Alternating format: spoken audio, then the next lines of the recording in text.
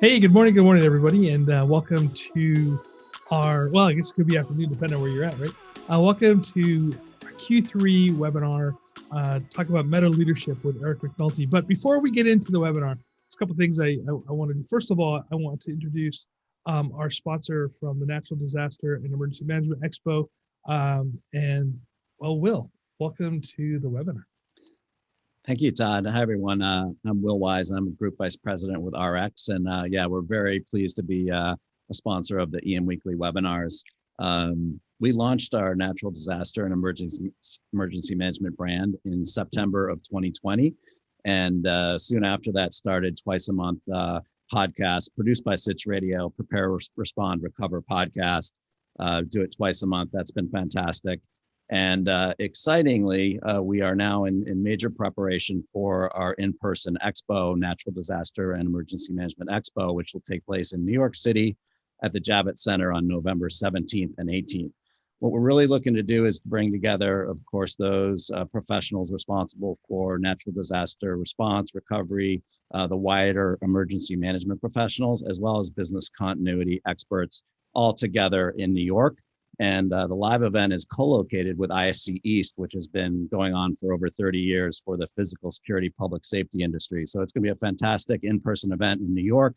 And today, kind of have a you heard it here first announcement. We have a fantastic partnership with EM Weekly and Todd for a major keynote that will take place in New York live at the show on November 18th at 12 noon Eastern. And we also are going to broadcast that live virtually. And it's going to be a fantastic keynote. We have Todd will be moderating it, but very importantly, Craig Fugate, former FEMA director under the Obama administration, and Pete Gaynor, former FEMA director under the Trump administration. It's going to be a fantastic keynote. And again, we're really excited to be doing that with EM Weekly, both in person in New York and then a live broadcast virtually. We also really appreciate the support for the keynote of two key sponsors. Platinum sponsor of it is Crucial Staffing.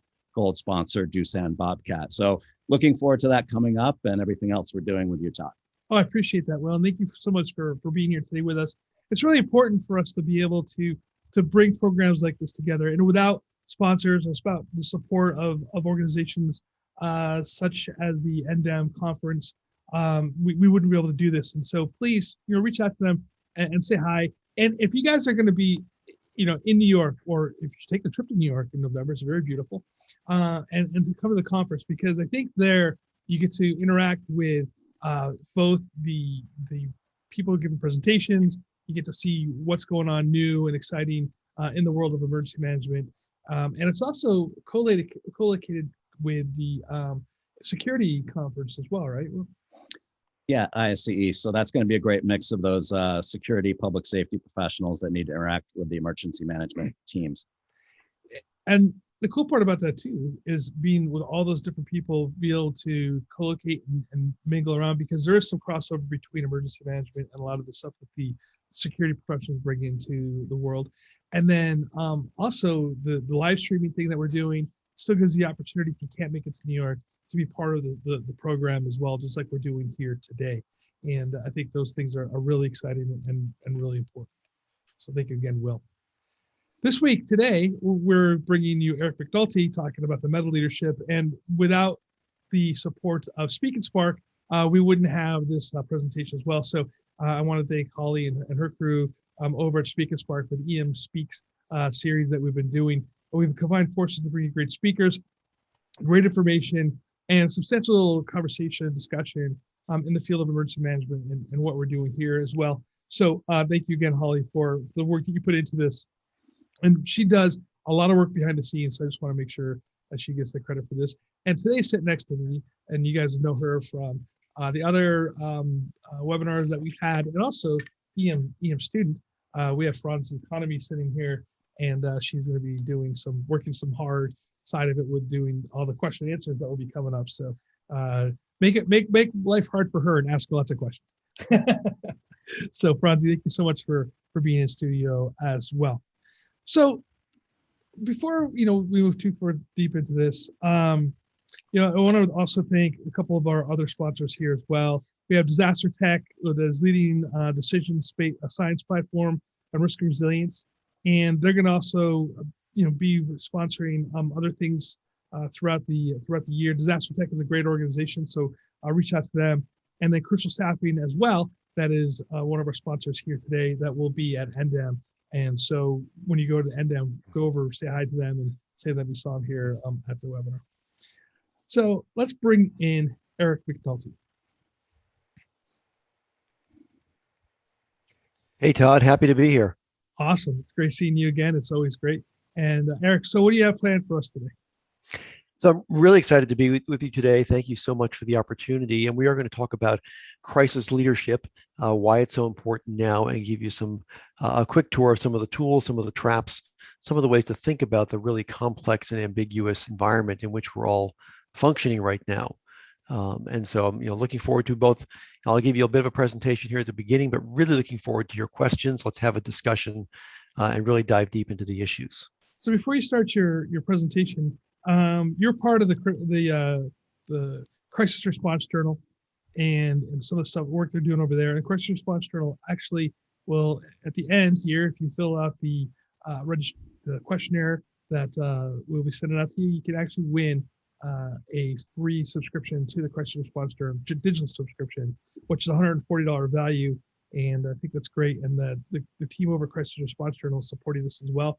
And I know that you're involved with them. Tell a little bit about the Crisis Response Journal and why it's an important organization. So CRJ is a terrific publication, and I like it because it takes a real global view. And so often we get things that are US focused, or they happen to be UK, Europe focused. They really take a global view and tackle the full range of issues. They've got a great group of contributors, it's practitioner written for practitioners. So there's not a lot of theory in there, not a lot of fluff. And I've been working with them for the last couple of years on their editorial advisory board, and I just found them a really engaged group of folks who understand the business, understand the challenges, and are doing their best to put out a publication that helps us all address them in a better way. Outstanding. Thank you so much. So for everybody out there who wants to get involved with asking questions, please put the questions in the Q&A box. It's really important to put it there because you might get lost within the chat. We will do our best to scrub the chat as well, but we might miss you if you're there. So please, if you have questions for Eric at the end, please put it in the Q&A box, and we'll be working on that. So Eric, I'm going to turn over the system to you. It's your show. Great. Thank you so much, Todd. I'm going to share my screen and we will jump right in. So the title of today's presentation is You're It. It's also the title of the book I wrote with my colleagues. And it's because in these moments of crisis, you are it.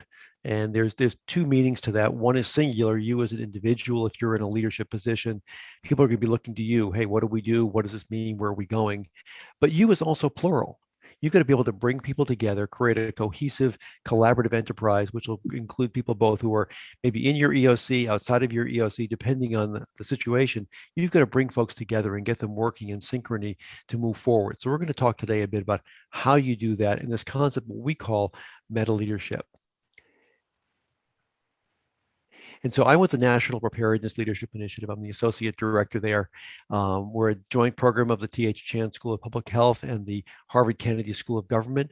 And since 2003, we have been looking at what it takes to lead in high stakes, high pressure situations. And I'm very much talking about leading, not managing, and not because I think leading is more important or better.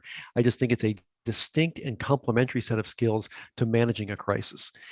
We look at managing as sort of knowing what to do, leading portion of the human factors. How do you actually deal with people so that you can bring them together, get them functioning quickly, get them moving cohesively in a coordinated manner?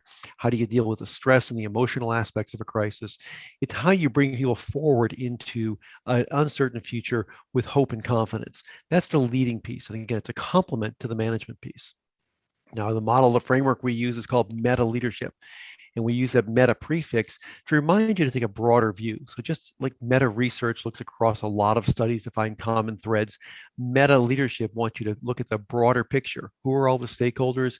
What's happening? How are they involved? What are the ramifications? Because one of the things we know about the human brain is whenever you're faced with threat, it narrows its focus. It's an evolutionary development. You actually physically lose some of your peripheral vision when you're under threat because the brain wants you to focus on what's right in front of you. How do you keep yourself alive? And if you're faced with a truly, in an active shooter situation, perhaps, or confronted with a bear in the wilderness, that may be what you want to do. But if you're leading in a complex event, you've actually got to be able to pick your head up, see the bigger picture, know what's going on, so that you can make sure things are being taken care of right in front of you, but that you're aware of all the issues you have to deal with. And that framework has 3 dimensions. You'll see the big red circle. That's the situation. That's the context in which you're leading. And as a leader, you've got to understand what's going on so you know how to show up and then what to do about it. Do people need more space and more protection for what they're doing? Do they need some sense of urgency injected into them? Do they need some more order around them? Sensing what you need is then what you're going to try and do with that situation. You're going to decode it, and this goes far beyond situational awareness. I call it situational insight, understanding the deeper meaning of what's happening. And that blue circle, you're in that situation. So how is this affecting you, and how can you affect the situation? How can you as an individual, how do you show up emotionally, physically, so that you get the best out of the people around you, those who you want to follow you? How do you bring them into a cohesive whole? And then leading connectivity, which are the arrows you see there. So leading down to your team, which is where most leadership stuff looks, the people who report to you, the chain of command, and that's really important. But you also sometimes have to lead up to a political official, perhaps just someone up higher than you in the chain of command who doesn't have as good a handle on the situation or may not have your specific expertise. You've got to help them set priorities, make decisions, see what you're seeing to inform their broader view of what's happening, so they'll be able to be an asset to you, not an obstacle. And then leading across and beyond. So across, we think of as the other units or divisions or business units within your organization. So you're under the same governance structure, as it were, but you're able to work well together within the confines of your organization. And then beyond to those external stakeholders. That could be, if you're in the public sector, private sector entities, the general public, it may be the media, but who are those entities outside of your governance structure who you really need to be working with, working for, in a really cohesive and collaborative way? How do you lead them so they're part of what you're doing? And again, they're adversary, they're assets, not obstacles or adversaries to what's happening.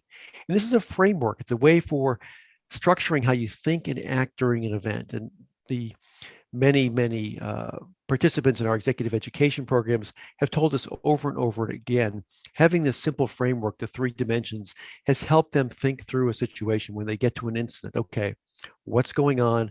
How am I showing up? Okay, how do things look? How are things going looking down? What about the boss? Let's look across, let's look beyond.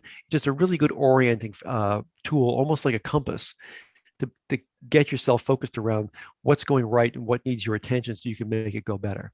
So that's the meta leadership framework. And we're going to talk more about sort of how you use it as we go through these next few minutes. Now, what is different about a crisis? And I'm like, a crisis, I think of as distinct from the run-of-the-mill emergency that many of you are facing, day in, day out. This is the business we're all in. A crisis has a true existential threat. It could affect your reputation, your ability to operate. Lives are on the line, certainly in some cases, but it has real significant consequences. And what makes it different and why leading is so difficult there is that these are very complex situations. You think back over COVID, you look at the wildfires we're facing now, look at the social unrest over from this last summer. There's a lot of variables. You're never quite sure what's going to be a small incident that turns into have a big impact, or something major that winds up actually not being as much of a big deal. Understanding the dynamics of the system, looking to see where those leverage points and where are the small sparks that may turn into a major part of the situation. So being able to embrace the complexity is really important. And there's a lot of disruption. Again, we get disrupted, physically sometimes. So in COVID, many of us went from working in offices to now working from home.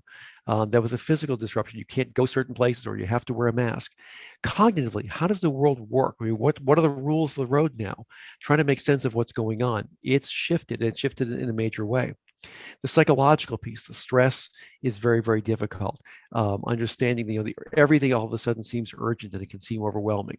And then the emotional piece. So many people I've talked to over the past year, being in talks or doing coaching or otherwise, it's just been draining, because you want to make an impact, and yet you come after it day after day after day. It really can be draining. So you have to understand, as a leader, these are the disruptions people are facing, and you've got to help mitigate those as best you can. And we're going to give you some tools to do that. And then finally, there's a whole lot of uncertainty in a crisis. How bad is it going to be? How long is it going to last? What are the larger implications as you look forward? Again, a routine emergency, you often know approximately how long it's going to last. But you get to a COVID, you get to a deep water horizon, you get to the wildfires we're facing now. It really is tough, and people have a hard time. We have really, as humans, again, we're wired. We have a hard time with uncertainty. We want to kind of know what's in front of us, and there are ways you could actually create some certainty within an uncertain environment. And I'll talk about that in just a moment. I think the most important thing you can do as a leader is clarify things for people. Because if you want them to work together, if you want them to be going in the same direction, have unity of purpose, unity of mission, everyone's going to understand what's going on. And situational awareness is part of that. It's certainly at an operational level, a critical part of that. But it's also the deeper questions of why are we doing this? Where are we going? What's coming next? And so as you think through this, if you're leading in a situation, again, remember, I talked about leading as bringing people into an uncertain future with hope and confidence. So you're looking forward, trying to help them understand what's going to come next. So part of what you're doing is sense making, is helping people grasp how big this is, what are the implications, what's important right now, what's the best, most important thing I can do to help. And then meaning making. What are the implications here? Are we going to survive as an organization? What are the ramifications? Are we going to wind up in the media? Is there going to be a lot of attention to us, or are people not really paying attention to our part of what's going on? I think a big part of the confusion over during COVID was we watched this sense making and meaning making unfold in real time, which can be a scary thing, particularly if you don't have a lot of understanding of public health, epidemiology, those kind of issues. It can be really confusing for people. I'm not an epidemiologist, but I spend a fair amount of time with them, given that I'm at the School of Public Health at Harvard. And so watching that science unfold in real time and helping people understand, is this a significant development or not? Certainly right now, if I were looking at one way I wish I could think our leaders could improve would be to explain, for example, the FDA approval process of the vaccines. A lot of what's happening right now, they're not worrying about the safety or the efficacy of the vaccines. They're worrying about long-term storage and what's on the instructions in the package. What does the packaging look like? All kinds of supply chain things and long-term issues you have to address if you're going to put a drug out there for full approval. If they would just explain that to people, I think we would get rid of a lot of misinformation around what's happening with vaccines. But in any large complex event, you as a leader have to be able to explain to people, here's what we see what's going on, here's what we know, here's what we don't know, here's what we're doing to try and figure it out. And what does it mean? What does it mean for you? What does it mean for us? Do I need to evacuate or not? Should I be coming in and helping, or should I be holding back? Those are the kind of things you've got to be doing. And I think as important, you're looking at the future and you're helping people understand what's going to come next and how do we need to change. I think now we are in a period of, I think, extended uncertainty, extended turbulence in our world. I think we all look around and see this between COVID and wildfires and everything else that's happening. We see we're in a very topsy-turvy time. And that means our, change is not going to be something we do for a couple of months and then we stop and we look at it again in 2 years. Change is becoming a constant. So how do we need to change our operations, our staffing, our configuration, the protocols we're following, the people we're working with? You as a leader need to be looking forward, not just be thinking about today. Today is the management piece. And somebody's got to get that done and get it done right. But you as a leader have to be looking forward and be thinking about tomorrow, next week, next month. Where do we need to go and how do we get there? Fully equipped, mentally, physically, operationally ready to go. So we're ready for that next set of challenges. And through all this, so you're adapting and you're figuring out, how do I as a leader change the situation for the better? How can I make a change? How can I get the best possible outcome for the greatest number of people? And here your leadership, again, you're really thinking about, I think, about adaptive capacity, resilience, building high levels of trust. This is how you get people to change in the midst of a confusing situation. One of the things you do is we call mastering the pivot. Now, the Olympics just were over. Any of you who watched the basketball saw a lot of pivots going on. And, to break down a pivot, it's probably the most overused, jargon word of the last year and a half, but it has very specific characteristics. A pivot, and again, I'm not a big fan of sports analogies, but in this case, the basketball one works really well. You watch a player who's going to pivot. They plant one leg and they're going to move the other.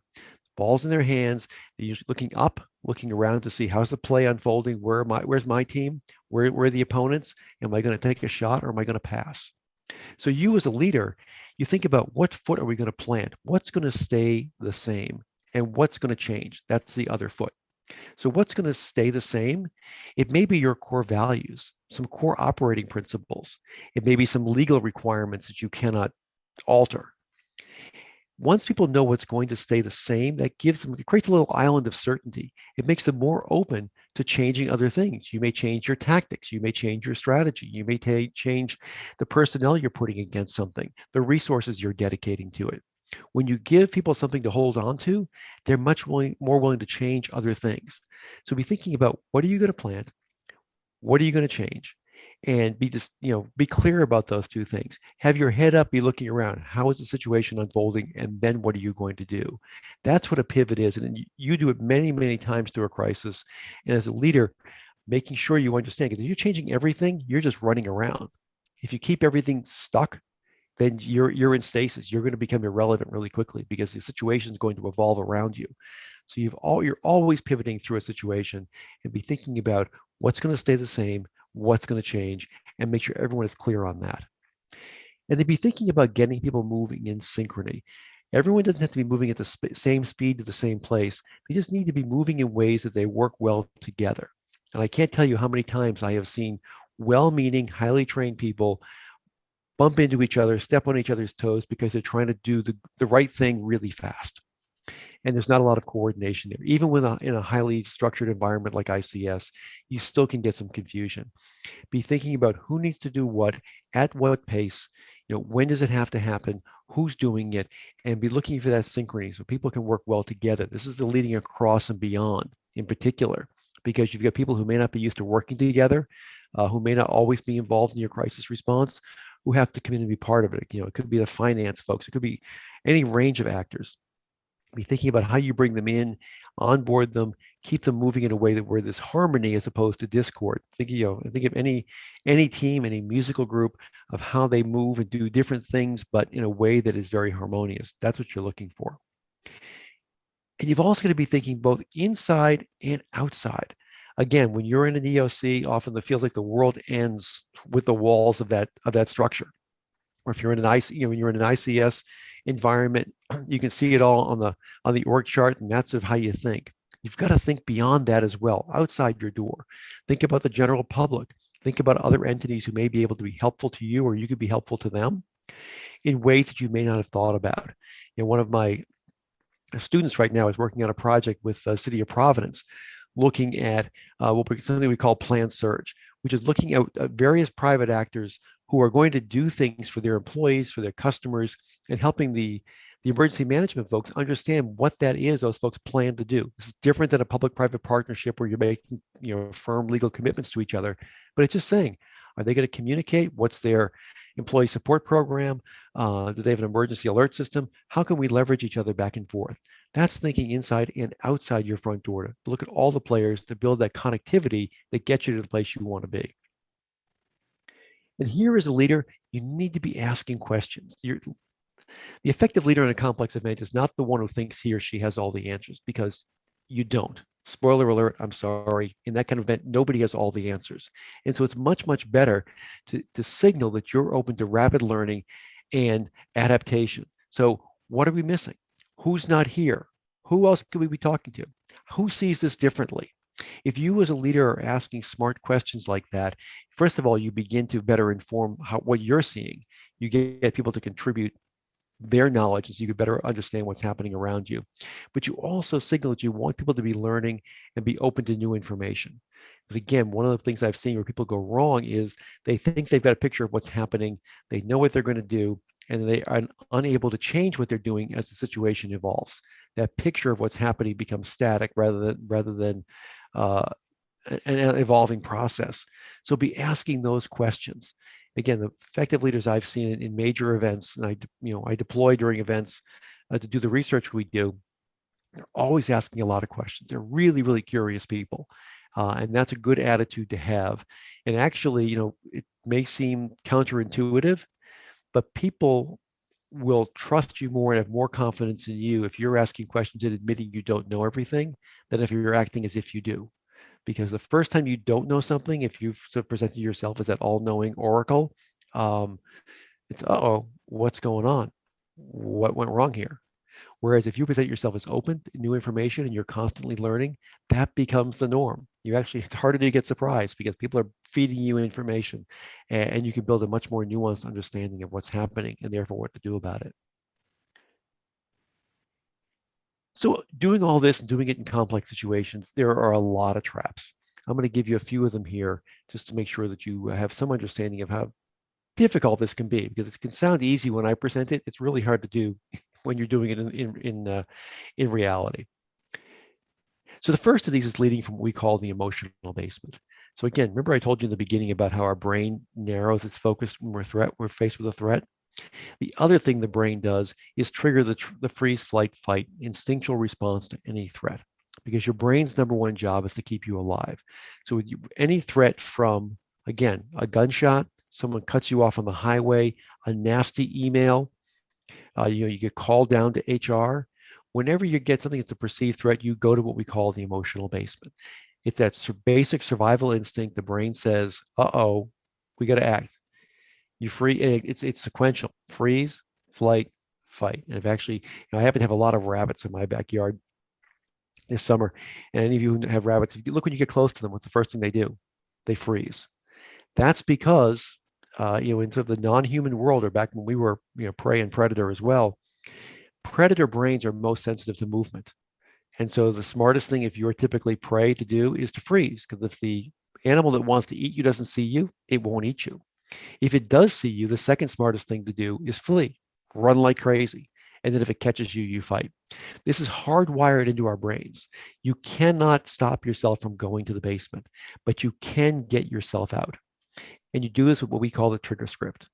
That is doing something you know how to do. This is why your checklists, your protocols are so important.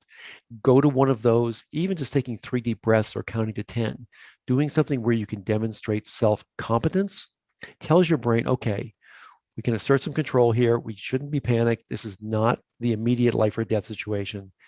And that's when chemically your brain then turns off that triple F response and lets you get back into more complex reasoning and problem solving.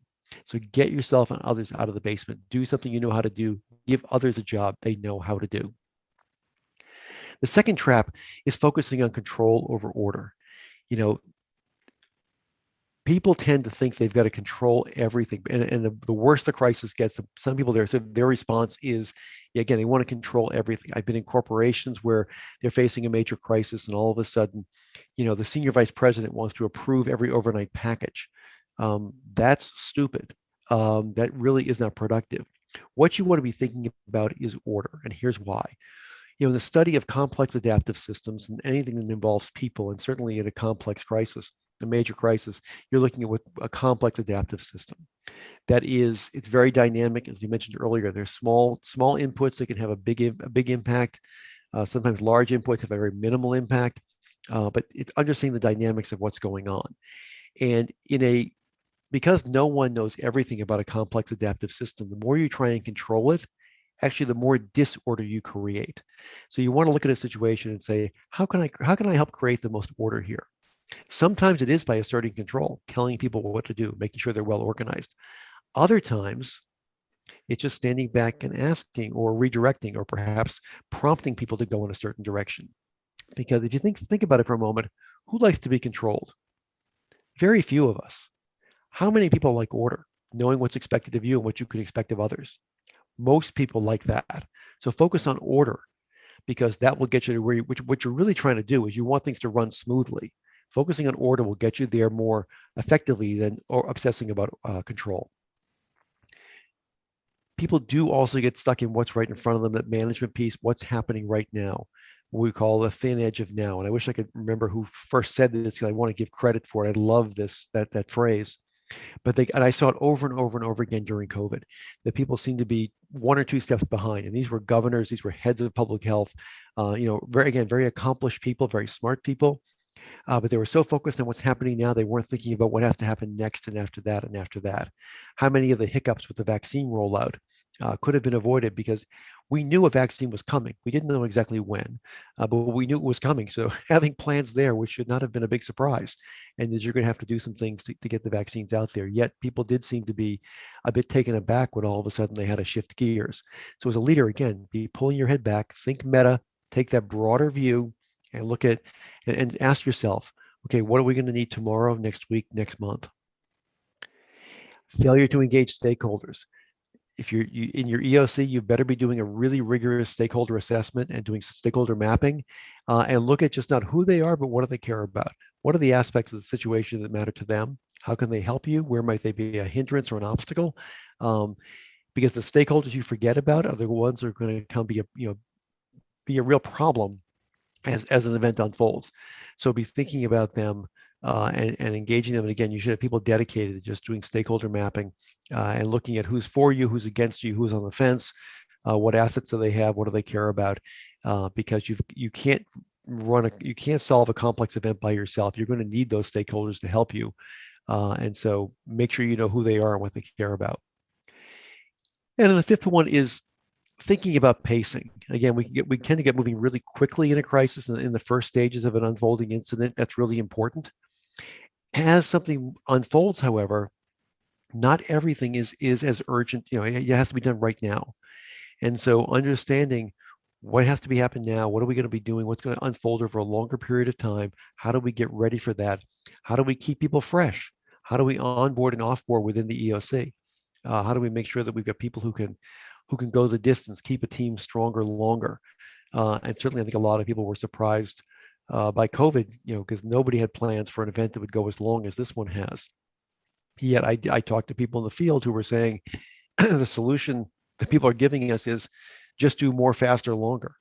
It's like, well, I'm already working 110 hours a week. How many more hours can I go? Some of this fatigue stuff and the mental strain, these issues are real. People's performance degrades. Burnout is an actual thing. More and more research documents this. People start to make poor decisions.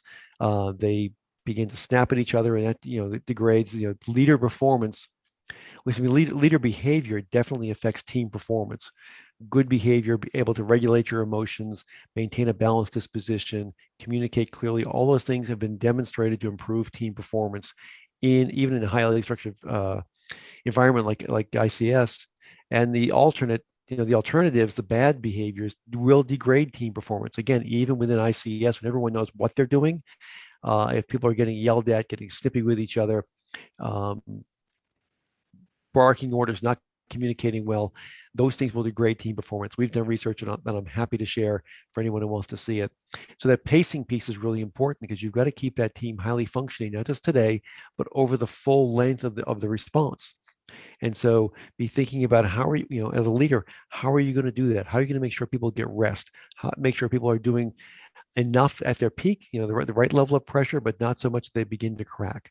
All these things are traps that you need to be able to be thinking about and avoiding. And hopefully some of what I've told you in the last few minutes has helped with that. And, we're going to dive deep into questions now. I want Todd to give me some things. I promised I wouldn't talk for more than 20 minutes or so. If you want to learn more from us, here's information on our next upcoming courses. You can find us on all the various social channels. We got a lot of things on our website and on YouTube about specific concepts. But with that, let me turn it over to Todd. We'll get to some Q&A. Let's discuss these issues and see what challenges these folks are facing.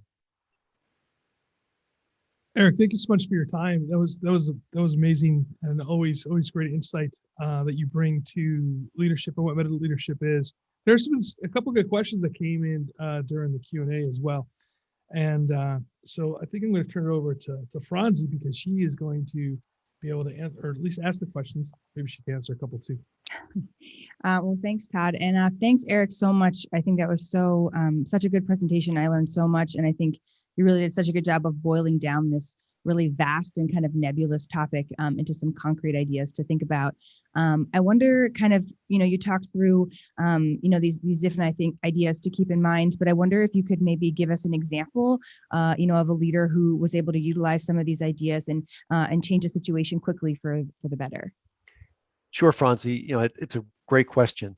And I think the person I've seen do it best was Thad Allen. And I've had the pleasure of working alongside Thad on several occasions. I think many of you in the audience probably know him, formerly of the Coast Guard, former commandant of the Coast Guard, retired now. And I think back to Katrina, so back many years now, when he was Mike Brown, who was head of FEMA at the time, was relieved of duty because things were not going well. Bodies floating in the street, just sort of a chaotic response.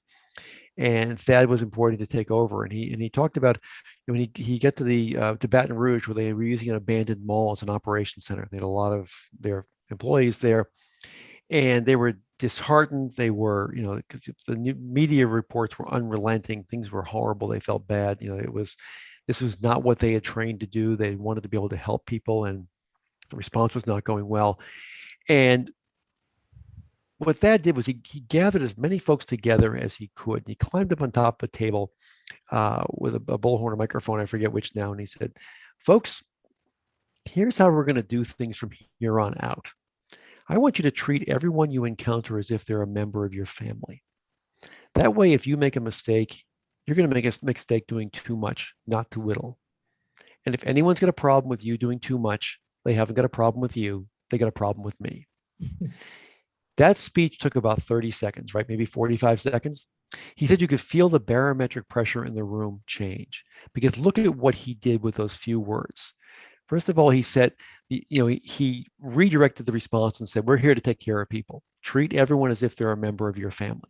Don't worry about the right form. Don't worry about, if you're running into a bureaucratic blockade, get stuff done, help people." And then he said, if someone's got a problem with you doing that, they haven't got a problem with you, they've got a problem with me. That says he's got your back. And as a leader, as a boss, that's one of the most powerful things you can do to people is say, "I've got your back." And for those of you who know Thad, he's a guy you want to have your back, because he's big and burly. He does that classic admiral thing. I think he only had 2 stars on his collar at that point. They wound up getting 4 at the end. But so he had authority, he had presence.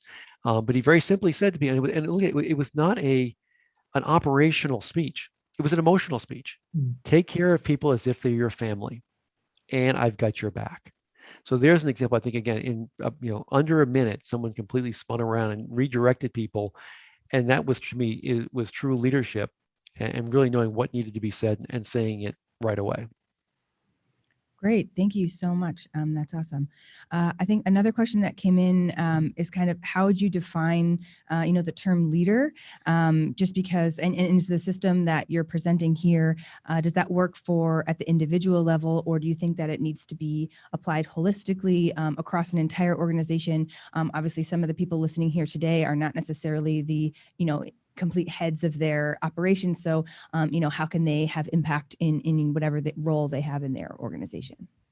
That is such a great question. Thank you to the person who asked that. I do want to clarify that. So when I talk about leading, I use the verb, very intentionally, that I think anyone can lead from where they are. And that, I think I differentiate between capital L, being the head of that hierarchy, and lowercase leading, which is getting stuff done, seeing change that needs to happen and doing something about it. And so I think that you may be new in your career, you may be in the middle of the organization, wherever it is, be thinking like a leader and lead from where you are. And again, it doesn't mean you're running the whole show. It doesn't invalidate the idea of an incident commander, but it means you're thinking, you're seeing that bigger picture, you're taking action to try and achieve that larger outcome. There's a great book called Turn This Ship Around. God, I'm blanking on the author's name, right? David Marquet. All right, David Marquet, who's a great guy. It's a really terrific book, but he talks about being the commander of a nuclear submarine. And he said, and his ship was not doing well on a whole range of measures. And the way he turned it around was to get everyone to think like a leader. So they were seeing the bigger picture and where they fit in, even to the point where they were, if he was going to make a mistake, it'd say, "Captain, I think you're wrong." And it wasn't a matter of insubordination. It was a matter of them making sure he saw what they saw. And he credited that. So I think you can, again, this is not about invalidating chains of command. It's saying everyone can lead from where they are, can make that difference. So go for it. Yeah, I want to follow up on that book, the Turn the Ship Around with Dave Marquette. And I had him on the show, on the Ian Weekly show, a couple times. And one of the things I found interesting about that is that he was preparing himself to go on to this new great ship. He was Right. getting this thing, and in the last minute, they put him on this ship that was failing, and he had to actually gut check himself to see why it was failing and how he could turn it around. So he worked on himself first before he worked on his crew. Is that what leadership really is about then? Like working on yourself first and then worrying about the other people? Well, I don't think you can work on the other people until you work on yourself. You have to understand who you are, what are your values, what motivates you. One of the questions I often ask people is, why do you want to lead? And some people have a very clear answer to that. Others don't. And I think it's when you have to you have to have that answer for it. You have to understand what motivates you to then be able to understand what motivates others. What are their strengths, what may be their limitations, and how do you overcome them? I think again, if you're in that hierarchical position, leading a team, you got to be thinking about how do you remove the obstacles to their success. And what's there isn't just sort of coming in and saying, you're all screw ups, let me tell you what to do. And again, in David's case, when he went up with that second vessel, it wasn't like he threw the crew off. He got them to think differently. But again, it was for him first figuring out, okay, he thought he had all the answers because he thought he did all the research on the first ship.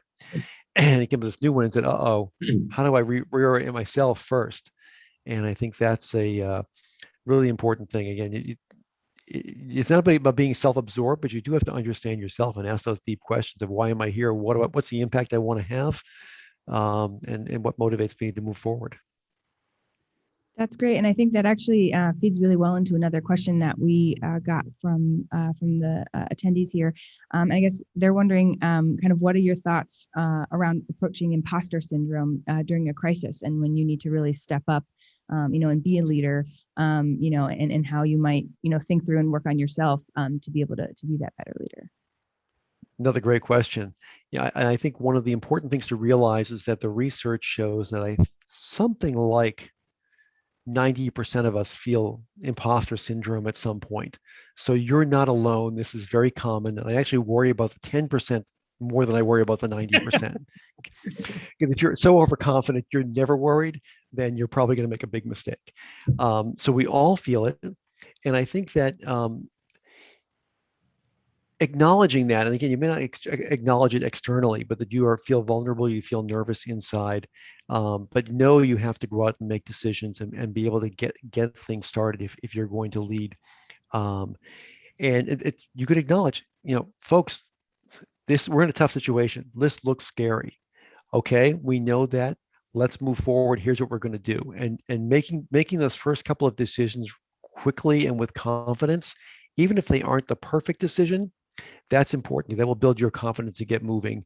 And also coming in with the idea that those first decisions, you want them to be good enough, but they're not going to be perfect. Right. And as you learn more, you'll iterate, you'll change things, you'll move forward. And that, again, give yourself permission to be a little bit wrong will help you regain your footing as you move forward. And if you've built a strong team around you, which is something else I say is a hallmark of really effective crisis leaders, it doesn't all fall on you. You can rely on yourself and the team you've built around you. Great. And then another question that's coming through, I think, a lot of people are interested in learning more about this. And so the question is, how did this field of crisis leadership specifically evolve? And also if you have some suggestions where people could go find good research material where they could look into, these topics further, I think everybody would be really interested. Absolutely. Great. The whole field of crisis leadership is actually fairly new, and there's not as much out there. And the general field of leadership, I've been doing this for a while now. The academics can't even agree on a definition of leadership. So it's sort of the Full Employment Act for academics is to keep arguing about these things. That said, there is an emerging body of research around this. Competencies are being developed, and beginning to look at it. I think if anyone here wants to contact me, I've got a whole bunch of academic articles either I've written or that I can recommend to you. But I think that, and so I like the work we've done at the National Preparedness Leadership Initiative to pat ourselves on the back. We've been doing this for almost 20 years. But also Boyne and Tahart, which is T''Hart, have done some really interesting work in this area. as well. But if you come to the NPLI website, we've got a resources section that has our work as well as others that we think is useful, which is npli.sph.harvard.edu. And it'll be on that last slide, which I think we're distributing the slides to folks who want them, or you can actually, if they want them as a PDF, or be in touch with me directly. Great. And then I'm also kind of curious, and along the lines of another question that's come in, and what you said too about the beginning about the crisis response journal having such a global focus. And I think there might be people here listening today, that have more of a global focus in their work. And I'm wondering, how do you take kind of culture and language issues and bring them into the meta leadership framework, and kind of make them work, that might kind of fall under the kind of adapt. Part of what you were talking about in your presentation, but I wonder if you could talk a little bit more about that.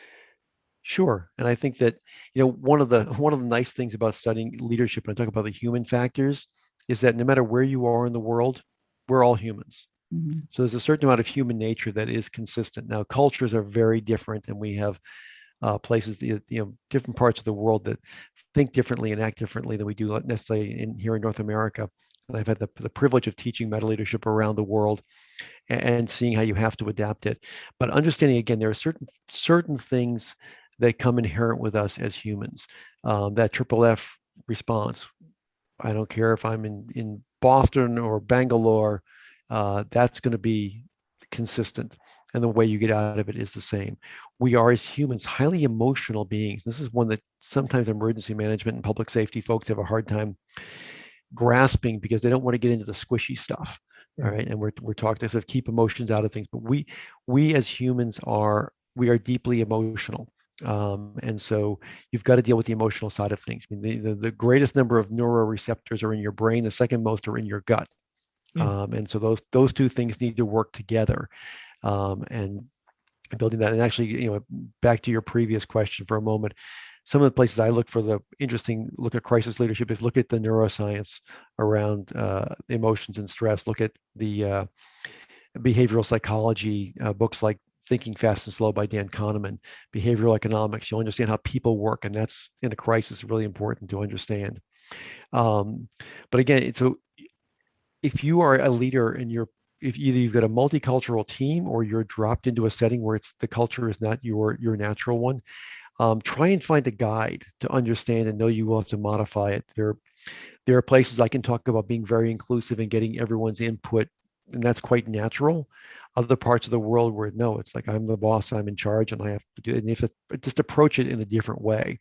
And again, in that case, talk a lot about, yes, you as the boss, and so that strong, leader can have very high accountability for people. But also you can do that by asking questions, and you can understand that you need, that you if you build a strong team, it actually makes you stronger, not weaker. And people usually get around to it. But, be very aware of it. You can't just sort of plunk in to, from here and wind up in Singapore or someplace and I think it's going to be the same. And it's not, but a lot of the core human things, they do translate. It's just a matter of how you do it rather than what the underlying instincts are. Yeah, definitely. And I think I like that idea of just recognizing that, as humans, we all have those emotions, and actually using that, as a tool, and recognizing that, it's not something we're just not going to address, but that is commonality among all of us. And then, using that as a tool in your leadership. Pulling something back kind of to more present, another question that came in was, kind of as we're seeing a subsequent rise in COVID cases, what advice might you have for people who are already in the field, have been working in it for now a year and a half, and might be kind of burned out, and maybe, right now or when they need to, it might be kind of impossible to take time away. And so, how do they, impact the culture of where they are, and make sure to, be staying on top of things? I think that you have to acknowledge the need for some self-care, and it doesn't mean you can go on a 2-week spa vacation. I get it. People don't, not everyone gets that time off, sadly, right now, but taking some time every day. And again, this can feel squishy to a lot of folks, but it's been increasingly well received. I know I taught a session last December, I think it was, with Khalith Wright, who's on our affiliated faculty now. He's a retired Chief Master Sergeant of the Air Force. So a real, again, tough guy coming out of the military. And we talked about emotional intelligence, sort of emotional regeneration. And people who were in that, and I had public safety and emergency management folks were like, thank you for talking about this, because we need to. Some basic mindfulness, a little bit of meditation, making sure you can just get out for a walk, get outside, but take some time for yourself. And then if you can find someone to talk to, I did a lot of informal coaching with former students this year, because they said, I can talk to you. You understand the world I'm in, but you're not in my world. So it was good to be able to bounce things off of, but someone you can talk to, and just sometimes just mean vent, and just realize you're not crazy, and that it's okay to be tired, and that it is, none of us goes forever. And the resilience of organizations, research has increasingly shown that group resilience begets individual resilience, not the other way around. It's those social ties, it's family, it's friends, it's coworkers. If you're all taking care of each other, you each individually are stronger. And these are natural limits. This is not a matter of somebody being weak. It's a matter of somebody being human.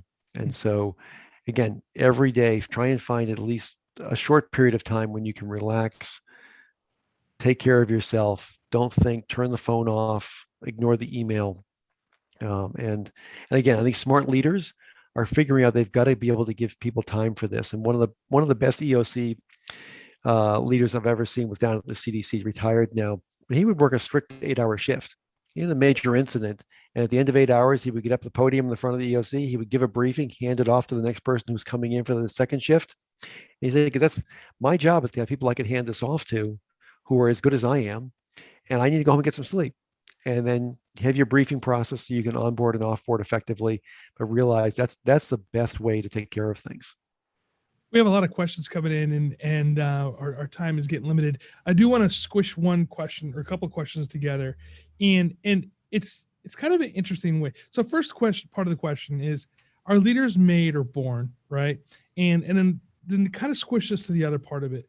A couple people chimed in and asked. One was, doesn't the crisis reveal the leader rather than create them? And then the other part of it is, what would you do about handling that leader? And I'm going to put the quote leader in quotes, because at the end of this is not really leading. They're hard to be handled. They don't take criticism. They don't pivot. And they just really concerned about their ego. I really wouldn't put that person in the leader box, but we're going to ask the question that way. So can you grab those three and kind of squish them together? Sure, I will do my best. First of all, I think that leaders are made, not born. I think that even nobody pops out of the womb ready to lead. So you are learning, and you're learning from the time so part of it may be, again, birth order, or the family you're in, the community you're in. You may develop some characteristics early and learn how to do this that way. But again, increasing research has shown that training in these skills and better understanding ourselves as humans, the situation around us, and building trust-based relationships around us, that does improve your ability to lead and bring people forward. So I'm very much in the trained, not born category. I think in terms of the sort of egomaniac, they may call themselves a leader, but I don't think they actually are. And so, they may be the senior vice president, they may be the chief, whatever their title happens to be. They're not actually leading, because to be a true leader, I think you're leading in service to those around you, those you're trying to lead, and to bring a successful resolution to the crisis you're addressing. Those are the two things that have to drive you. And so I think the person who is ego bound is more likely to fail, or the people around them may save the boss from him or herself, which happens a lot of times, because unfortunately organizations reward narcissists in climbing the corporate or the agency ladder. But often a good crisis can be humbling for someone too, and give them a chance to realize how little they do know, or how ill-equipped they are. That's why I'm a real fan of intensive exercises, to give those folks a chance to fail in a safe environment. And I'm sorry, what was part 3? Which actually I think was part 2, but you got it. You got them all. Okay. So we're kind of coming to the end here on the question and answers. A lot of questions coming. Eric, I'm going to put you on the spot here. Is it all right if I send you these questions and maybe we could do like an email blast and answer and some really good questions in there that we weren't able to get to? Absolutely. I'd be more than happy to do that. And again, my email is around here on the slides and things. People can reach out to me directly. But Todd, you and I can work together, take these and answer them and get them out to folks. Would love to do that. And I really appreciate that people have stuck around and asked these good questions, because this is where the rubber meets the road. That's great, Eric. Thank you so much for your time today. And I want to bring Will back in, and I know he wants to say a couple of closing remarks for you. Good. Yeah, thanks, Todd and Eric. That was fantastic. Very insightful. It was inspiring. Definitely gave some really good things to think about. I think the last stretch of this year and next year is going to be so important for our whole industry. This is exactly what we need to do to keep striving to be better. So, Todd, we really appreciate the partnership with EM Weekly, and can't wait to the New York City event, November 17th and 18th. Formal registration should be going live right about Labor Day. Oh, great. Awesome. I look forward to that. Thank you. Hey, everybody. I want to thank you all for spending time with us this morning, this afternoon for you. We will have a bunch of questions came up about recording. We will have the recording out soon. We will get these questions answered by Eric, and we'll get it back out to everybody. Please look forward to an email from us, and, through the signups. I do appreciate that as well. Franzi, any closing remarks? Nothing too much. I mean, I just love this presentation. I've learned so much. And of course, Eric, thank you so much for coming, being with us today, and everyone here for listening. It was great. I want to thank my team and talk about building a great team. I have such a support team behind us, and Franzi sitting here next to me. She's one of our leaders on our team. We have Holly, who's back doing some of the question and answers. We have John, that's actually in the East Coast. He's working hard on it too. And Brian in the booth back there, making sure that the buttons are pushed and everything is going smoothly. And of course, we could not be here without all of those that came and participated today. So I want to thank you. I want to thank you all from the bottom of my heart for spending time with us today and making this presentation what it is. And hopefully we'll see you in New York, or if not, at least if you want to sign on and watch the virtual presentation as well. Oh yeah, and we'll be sending out the Speak and Spark review link. That's Holly's. We'll be sending it out, and please review it. And you can win a $140 value subscription to the Crisis Response Journal, which I think is a really cool gift. And thank you so much for that too, CRJ. So until next time, everybody, please stay safe and stay hydrated.